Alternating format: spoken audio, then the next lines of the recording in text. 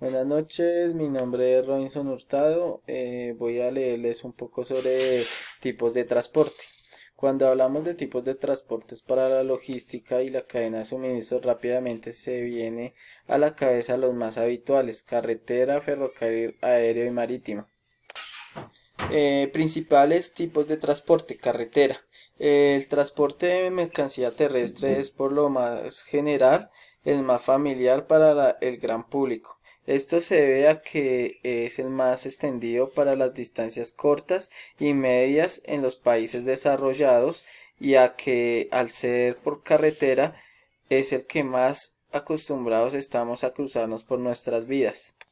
Ferrocarril. El ferrocarril es el otro tipo de transporte terrestre entre los cuatro grandes. Frente a la independencia de la carretera, el ferrocarril se ve obligado a contar con el resto de medios de transporte para completar su trayectoria. Sin embargo, a partir de ciertas distancias empieza a ser más económico.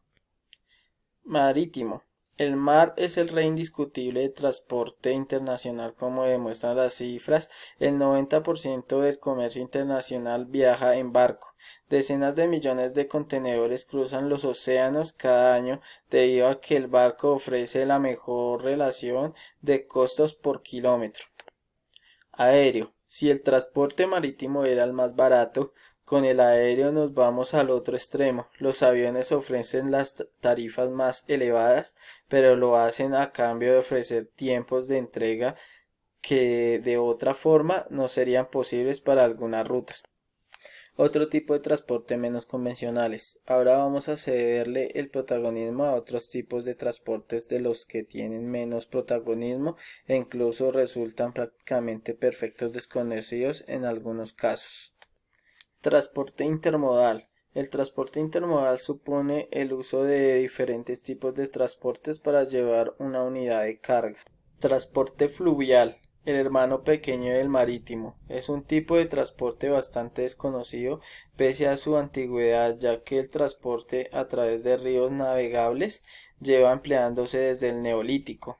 Cargueros, barcos de contenedores y buques cisterna cruzan los ríos como el Mississippi y el Amazonas. Sus volúmenes no son comparables a los anteriores casos, pero se siguen empleando.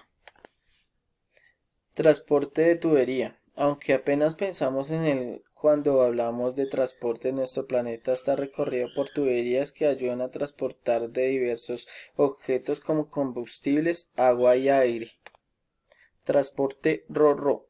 Con el término ro-ro se denomina a todo aquello buque y barco diseñado para albergar cargamento rodado, ya sea camiones o vehículos que entran por una rampa a la bodega, donde serán transportados. Cuando además de la carga rodada incluyen transporte de personas, se conoce como ro-pax. Transporte espacial. El transporte espacial es, en sentido figurado y literal, el que más se aleja de los tipos de transportes convencionales. El desarrollo científico de la humanidad ha hecho que pasemos de plantearnos los mejores métodos para mover mercancías y personas a lo largo y ancho del mundo, a pensar y cómo podemos llevarlos fuera de nuestro planeta. Transporte de telecomunicaciones. Otro tipo de transporte que puede sorprender si el transporte incluye el movimiento de personas y mercancías. Las comunicaciones se pueden englobar en el segundo concepto. Para su desarrollo necesitan igualmente de complejas infraestructuras para crear sus redes y autopistas de la información, a fin de poder hacer efectivo ese transporte a nivel planetario y de forma instantánea. Transporte no tripulado. Aunque el desarrollo tecnológico puede hacer que camiones, barcos y aviones acaben siendo completamente no tripulados, en la actualidad este tipo de transporte está centrado en el uso de drones para el transporte de pequeñas paqueterías.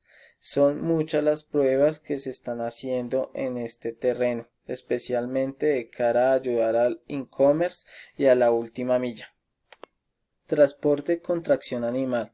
Como el fluvial, el transporte de tracción animal es muy antiguo, aunque haya cedido espacio y protagonismo a medida que ha ido surgiendo métodos más modernos y eficientes. En los países menos desarrollados aún conservan más importancia.